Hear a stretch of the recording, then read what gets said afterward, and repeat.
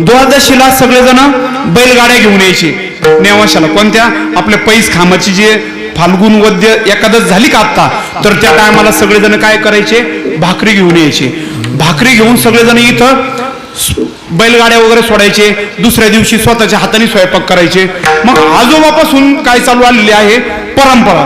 तुकोबरायांचा दृष्टांत घ्या तुम्ही. अगोदर तुकोबरायांच्या अगोदर 7 पिढ्या विश्वंभर बाबापासून, आणि आत्ता सुद्धा 10-11वी पिढी आहे, म्हणजे जवळजवळ 20 पिढ्या झाल्या. मग नामदेवराय असं म्हणतात की आम्हाला आयुष्य नकोय, मग आमचे कुळ असेल, आमचे नातू असेल, आमचे पंतू असेल, तर यांना काय व्हावं, अकल्प आयुष्य.